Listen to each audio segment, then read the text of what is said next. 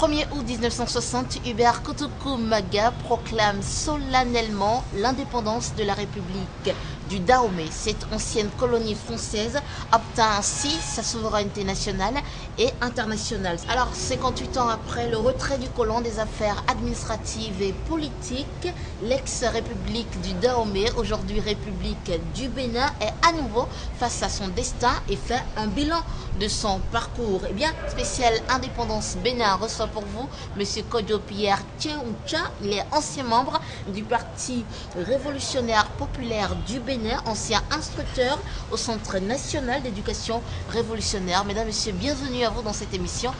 Bienvenue à vous, M. Kodjo Pierre Tcheouncha. Merci. Dites-nous, à cette ère-là, le 1er août 1960, où étiez-vous? Que faisiez-vous? Très bien, merci. Le 1er août 1960, je venais d'avoir mon CEP et de réussir au concours d'entrée en 6e en partant de l'école catholique Centre de Ouida. Je n'avais pas, à 14 ans, une connaissance appropriée des phénomènes sociaux. Je ne pouvais pas comprendre grand-chose aux événements de ce temps-là. Cependant, l'ambiance de joie et d'enthousiasme qui s'est emparée des populations avait une certaine répercussion sur moi, à travers les slogans, à travers les réjouissances. Rappelez-nous quelques slogans. Ça, par exemple, mais cela nous venait du Togo, on dit « Ablodé Badja ». Et comme moi, je suis du mono proche de cela aussi, je comprenais ce. Il y avait aussi, mais ça vient du Congo certainement, la chanson Indépendance, tcha-tcha, gagné, oh. Et voilà. Donc, au niveau des populations, l'accession à l'indépendance était accueillie avec beaucoup de joie, avec beaucoup d'espérance. Une vie, notre vie va changer. Dites-moi, aujourd'hui, 58 ans après, où en est le Bénin selon vous? Parce que le temps est passé, vous avez grandi, oui, vous avez vieilli d'ailleurs. C'est vrai, merci. 58 ans après, j'ai traversé un long moment et beaucoup de choses ont changé, mais nous avons beaucoup de problèmes à résoudre. Beaucoup de choses ont changé positivement. Il nous reste beaucoup de problèmes à résoudre et il faut que nous prenions conscience de ce qui nous reste encore à faire, que nous nous y attenions pour que l'enthousiasme de 1960 ne se transforme pas en un désespoir qui s'empare des jeunes Africains aujourd'hui qui vont se jeter dans la Méditerranée. Bon, je suis encore un peu fier de ce qu'on ne dit pas, beaucoup de Béninois sont là-bas. Mais les problèmes sont les mêmes. Il nous faut résoudre beaucoup de problèmes pour donner un nouvel espoir à nos enfants, de telle manière qu'ils ne regrettent pas l'indépendance que nous avons acquise en leur nom. Dites-moi, Monsieur Kodjo Pierre Tcheouncha, un aspect qu'on n'aborde pas très souvent lorsqu'on parle des indépendances, c'est la place de la royauté au Bénin. Dites-nous aujourd'hui. Aujourd'hui, c'est vrai, nous sommes passés du Dahomey au Bénin, mais la royauté existe toujours. Oui. Mais on remarque que ce n'est plus la même influence qu'avaient les rois qu'ils ont aujourd'hui. Quelle est votre lecture de ça? Ok. La royauté, donc la monarchie en tant que forme de gouvernement, a existé à un moment donné. Dans le progrès des sociétés, cela ne correspond pas à la forme qui permet l'épanouissement du grand nombre de populations. La royauté. Oui, c'est la monarchie.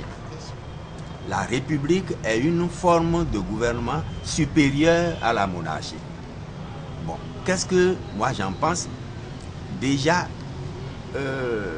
à l'arrivée des colons, ils ont banni les rois.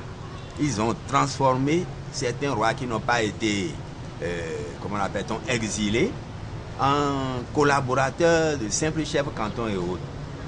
N'est-ce pas?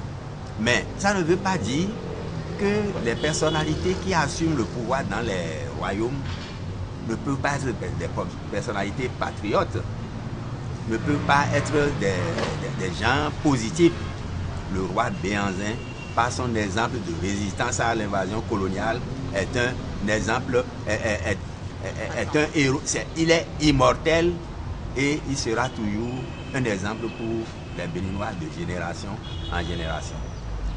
On ne peut pas lui faire à lui le procès du procès du régime monarchique, parce que la monarchie est une chose, mais en tant que roi, il a accompli une tâche de ce moment, dire non à l'invasion étrangère. Justement, dans le temps là, les rois étaient écoutés, mais aujourd'hui on ne les écoute plus.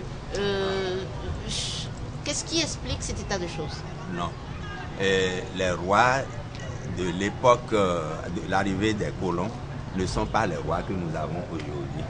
Parce que l'administration coloniale est passée par là, a réduit considérablement leur pouvoir. Bien sûr. Et nous avons, pour passer de l'administration coloniale à l'État indépendant, adopté le régime républicain. Bon. Donc, dans certains cas, les rois demeurent des personnalités morales qu'on peut écouter, qui peuvent inspirer de bonnes idées. Bon. Mais l'instauration folklorique des rois, je ne suis pas très pour cela. Je ne suis pas très favorable à ça. Vous pensez qu'aujourd'hui on pourrait parler d'installation folklorique de roi, c'est ça? Oui, parce que le roi a un pouvoir exécutif et un pouvoir, il incarne en même temps le pouvoir législatif, le pouvoir exécutif et le pouvoir judiciaire. C'était cela la royauté. Bon. Et l'économie, c'est lui qui régentait. Aujourd'hui, les rois que nous avons n'ont pas de pouvoir, ils n'ont plus ces pouvoirs-là. Ils sont dans la République, ils sont citoyens comme tous les autres. Mais ils ont une valeur morale. Très bien, c'est ça le problème. Donc, ils peuvent rester l'incarnation d'une culture et d'une morale. Donc, les populations peuvent se référer à eux en tant que tels. Ils ont l'audience des populations, les autorités ne peuvent pas manquer de les prendre en considération. Bon, mais le problème est que autorité, souvent, c'est les autorités politiques. Ils cherchent à instrumentaliser ceux qui ont des influences sur les populations. Et là, ça crée des problèmes. Parce que je peux être dans la juridiction traditionnelle d'un roi et ne pas avoir la même opinion politique que lui. Et si ouvertement il se met dans la danse et prend publiquement position politiquement et qu'il va en contradiction avec mes convictions à moi, je vais m'éloigner de lui. Je n'accepterai pas de subir son influence. Donc, pour rester autorité morale, ils ont l'obligation d'observer un minimum de neutralité. Ce qu'on doit même exiger des religions aussi. N'est-ce pas? Oui. Et ainsi, l'autorité du roi ou l'autorité religieuse ne doit pas indiquer la direction politique à prendre. Tout à fait. Avant, les peuples défendaient au prix de leur vie leur patrie. Oui. La patrie, c'était un combat commun. Qu'en est-il aujourd'hui du patriotisme? Très bien. Le patriotisme. Si vous me permettez de fredonner, je ne sais pas si... Allez-y. De fredonner notre hymne national par rapport à ça, vous verrez le premier refrain, non, le premier couplet nous appelle à célébrer nos aïeux qui se sont sacrifiés pour le pays. N'est-ce pas? Jadis à son appel, nos aïeux sans faiblesse ont su avec courage, ardeur plein d'allégresse, livré au prix du sang, des combats éclatants. Accourez vous aussi, bâtisseurs du présent. Pardon, ça nous dit. Plus fort dans l'unité, chaque jour à la tâche. Pour la postérité, construisez sans relâche. Donc, nous célébrons nos aïeux qui se sont sacrifiés pour le pays. L'exemple est concret, c'est le roi Béhanzin. Dans les autres localités, il y a eu d'autres personnalités qui, sans avoir le statut de roi, se sont portés devant pour mobiliser les populations contre l'invasion coloniale, contre l'arbitraire du pouvoir de domination étrangère. Ce n'est pas par hasard qu'on nous cite comme nos héros nationaux, Yorguera dans le Borgou, Kaba dans la Takora et d'autres personnalités. Sur le plateau, on parle du roi Otutu Biojo. Dans le Mono, il y a le paysan Moussa Somakmon et des intellectuels aussi comme Louis Houkanri et ceux qui étaient ceux qui ont animé les comités de presse. En tout cas, qui à leur corps défendant ont lutté pour la patrie. Se sont opposés à l'invasion coloniale, à l'arbitraire du pouvoir colonial. Est-ce que cette notion de patriotisme, oui, est-ce qu'elle existe toujours? Bon. Aujourd'hui, je veux dire. Aujourd'hui, oui. Aucune notion, aucun idéal n'est automatique. Elle doit être suscitée, elle doit être inculquée, transmettre par l'éducation. Bon. Par l'éducation, non pas seulement le verbiage, mais par l'exemple. L'exemple de notre génération à transmettre à ceux qui nous suivent. Bon. Si on ne fait pas cet effort-là, de transmettre par l'éducation le patriotisme, nous verrons le patriotisme, l'amour de la patrie, la volonté de se sacrifier pour le bien commun, céder la place à l'égoïsme, à l'individualisme, à la trahison nationale. Au regard des régimes politiques que vous avez connus, est-ce que ça existe toujours? Bon, je suis désolé de dire que aujourd'hui, plus qu'en 72-90, nous sommes portés à la recherche de l'intérêt individuel, égoïste, au détriment de l'intérêt général. Je suis désolé de le dire. Moi, j'ai suivi le président Kérékou depuis la proclamation du discours programme, parce que cela fait appel à tous les jeunes, à toute la population, pour qu'on édifie nous-mêmes un État véritablement indépendant, une économie indépendante, n'est-ce pas? En comptant d'abord sur nos propres forces. Bon, toutes les expériences politiques sont éphémères. Il n'y a rien de définitivement acquis. Bon, cela a fait son temps. Mais quand même, l'esprit de l'amour de la patrie ne peut pas être éphémère. Cela doit pouvoir être cultivé chaque jour par les adultes en direction des jeunes. Il y avait en ces temps-là les chansons révolutionnaires qui exécutées dans les écoles, mais aujourd'hui c'est l'amour du. Aujourd'hui, c'est considéré comme, comment appelle-t-on, des interdits. Quand, par exemple, c'est les maîtres, ils composaient ça. Sois fière, terre béninoise, voici mobilisés des enfants chéris qui te bâtiront par leur labeur dans la fraternité. Et le sacrifice, ça venait des cours primaires. C'est les maîtres qui ont composé ça. Les enfants étaient fiers d'exécuter. Mais quel enfant d'aujourd'hui connaît ça? Mais les temps ont évolué. Est-ce que vous pensez qu'en exécutant juste des chansons, l'amour de la patrie pourrait s'inculquer. D'abord, ça commence par la parole et la chanson. L'enfant comprend ce qu'on lui dit.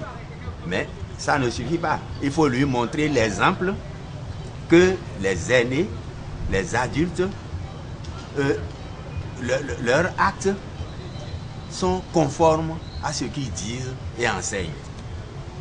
Donc, si ce qui est dit est suivi d'exemples dans l'exécution, l'enfant dira, ah, c'est là le droit chemin. Ça ne suffit pas. De parler, de faire chanter, il faut illustrer ce qu'on dit dans la parole par la vie quotidienne.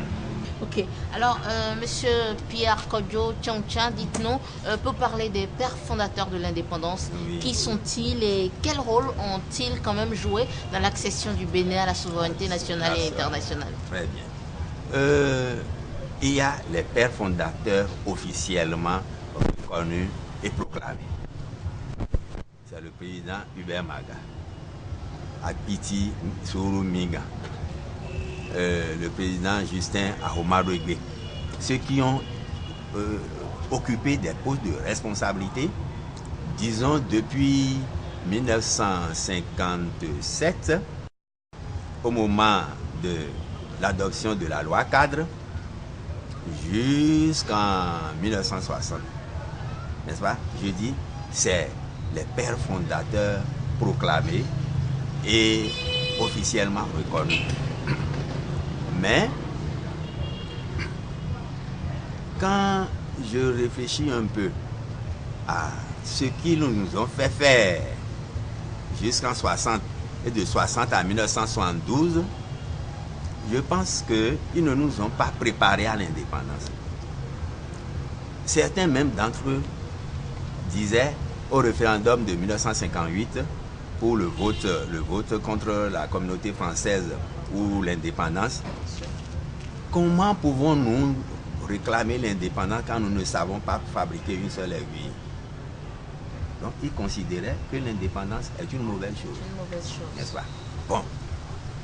Mais c'est avec eux qu'on est allé à l'indépendance. C'est leur comportement à la tête de l'État qui a fait que, après la Deuxième Guerre en 1945, tous les intellectuels de ce temps-là avaient créé un parti national, l'Union progressive du Dahomey. Leur recherche de l'intérêt personnel, leur ego, a fait que l'UPD a été disloqué. Et depuis ce moment-là, jusqu'en 1972, la vie politique de notre pays était pratiquement organisée autour de leurs 3 personnes sur la base d'appartenance régionale et tribale. Ça là, donc ça a faussé la recherche de l'unité nationale. L'unité nationale qui est indispensable pour la mobilisation de tout le peuple pour aller de l'avant. Bon, ça là, ce rôle qu'ils ont joué était un rôle négatif. Leur recherche de l'intérêt personnel et dans le pouvoir, c'est moi qui dois être là. Ça là, ça a été favorable à l'instabilité politique que notre pays a connue déjà depuis la loi cadre jusqu'à l'indépendance et de l'indépendance jusqu'en 1972. Bon, ça c'est les aspects négatifs. Mais quand même, en dehors de ces choses qu'on peut leur reprocher, ils avaient une certaine honnêteté. La recherche de l'enrichissement rapide par la politique qu'on observe aujourd'hui, là, n'existait pas de leur temps. On doit leur... Mais si leur comportement fait le lit à ce à quoi on assiste aujourd'hui, pourquoi vouloir les dédouaner? Pourquoi vouloir les... Ah, oui, bon, vous savez... Oh, bon, l'homme... Aucun homme n'est parfait. C'est les conditions aussi qui déterminaient la morale et le comportement de... Je pense que, je ne sais pas, ils avaient comme fief des domaines d'anciens royaumes. Et ils pensent que c'est plus facile d'accéder au pouvoir en restant dans son fief que de lancer une idée générale, un programme national et de mobiliser les Béninois de toutes les ethnies autour de ce programme. Alors dites-moi, aujourd'hui, quelle lecture faites-vous de la politique béninoise? Oui, quelle lecture? Vous savez, j'ai traversé la période de la Révolution. J'y ai participé pendant 17 ans. Et je n'avais pas de vie personnelle, je m'y suis donné entièrement. Ce que lecture de la politique béninoise d'aujourd'hui, c'est écœurant. Pourquoi dites-vous que c'est écœurant? Je reprochais tout à l'heure à nos aînés de diviser politiquement le pays autour de 3 partis. Aujourd'hui, nous avons près de 300 partis selon les statistiques officielles. Ensuite, on va à la politique essentiellement guidé par l'intérêt personnel et non pas un idéal de participer à une construction du pays. Aucun pays ne peut se développer avec une telle mentalité. Ensuite, cette façon de faire corrompt même la population. Puisque pour voter pour quelqu'un maintenant, il faut qu'on attende qu'il nous donne de l'argent. Qu'il nous paye pour aller dans les meetings, qu'on ait au moins avec lui un sandwich et un rafraîchissement. Bon. Et ça là, on le fait indistinctement, quel que soit le candidat. Un de mes frères du village m'a dit, un candidat, pendant la période de campagne, a été reçu par eux dans une école du village, du Mono. Il venait de Cotonou pour aller au Mono Nord. Quand il est arrivé, on l'a accueilli avec joie, on lui a promis la victoire. Il était content, il est parti plus loin. Au retour, il les retrouve là. Il dit, mais vous êtes encore là? Et ils lui disent, non, ce n'est plus pour toi. Nous attendons. Donc, vous êtes pour la réforme du système partisan qui propose? Oh ça, oui. Oui, la réforme du système partisan, c'est non seulement une nécessité, mais c'est une obligation morale. Aucun pays, nous avons seulement 10 millions d'habitants et nous nous permettons de créer jusqu'à 300 partis. Et l'envie ne manque pas à d'autres de dire, moi je n'ai pas encore ma place dans les 300, il faut que j'aille voir mes cousins au village pour créer un autre parti de mon village. Autrefois, le Bénin était le quartier latin de l'Afrique et on voyait un peu quand même la qualité des cadres qu'il produisait. Aujourd'hui, on a l'impression que le système a changé et que nous ne produisons plus de cadres accomplis. Dites-nous, est-ce un problème du système ou des décideurs politiques? Bon, c'est compliqué. Ça là, il faut que chacun d'entre nous prenne conscience de cette réalité et que chacun, décideur politique ou pas, autorité morale, enseignant, on s'engage à rectifier la situation. Les Béninois, intrinsèquement, sont des gens valables. Et il suffit de suivre leur comportement à l'étranger. Il suffit d'entendre ce que les autres disent de nous. Vous me permettez de dire ceci, de rappeler ceci. J'ai fait partie d'une délégation au 27e congrès du PQS à Moscou. En marge du congrès, nous avons été reçus par le directeur de l'école supérieure des coopératives où on avait des candidats. Le directeur, en nous recevant et en parlant de nos étudiants, a dit, si tous nos étudiants étaient des Béninois, nous n'aurions aucun problème. Ce qui signifie que dans le travail pour lequel ils sont allés là, ils sont les meilleurs. Dans leur comportement, ils ne posent pas de problème de discipline. Ça veut dire que ce qui est intrinsèque là, c'est cette volonté de se faire valoir. Je ne sais pas. Mais aujourd'hui, qu'est-ce qui a changé et qui fait que le système est biaisé? Cette capacité-là existe encore dans les Béninois. Donc on a parlé de l'école. Non, on a parlé de l'école nouvelle qui aurait fait ceci là. Il y a un étudiant béninois qui, parti d'ici, est allé en France pour continuer ses études. Il était le meilleur de sa promotion, à tel point que c'est le directeur de son école qui a écrit à l'État de Béninois pour dire mais il n'est pas boursier, veuillez lui accorder une bourse. Ça là, le Béninois placé dans les conditions normales excelle. Donc, qui prenez-vous comme responsable de cette réalité aujourd'hui du système éducatif? Bon, je dis bien qu'il y a la responsabilité des autorités. La responsabilité des autorités, c'est la création des infrastructures, la mise en place de programmes adaptés aux nécessités de développement de notre pays, mais aussi il faut que ce ne soit pas une école qui forme des chômeurs. Ce qui suscite chez l'enfant l'envie d'étudier et d'exceller, c'est aussi l'espoir de sortir de ces conditions sociales par les études. Et nous allons finir cette émission par une dernière question. Oui. Vous avez connu la période révolutionnaire et tout. Est-ce que vous vous rappelez quand même de ces chansons qui ont marqué l'histoire du Bénin? Et vous voudriez bien nous en prédonner quelques-unes? Merci. En me levant ce matin, une chanson m'est venue à l'esprit et je l'ai fredonnée sur ma cour vers 7 h du matin. C'est la chanson de l'artiste de Savalou, Aledo. Qu'est-ce qu'il dit? C'est en fond, Savalou, c'est la langue de ça. Il dit Sunu madame dio à la gâche les mifons. Yonu madame dio à cho souchele mifons. Zanjigbe kuin gbedeo non ouzo.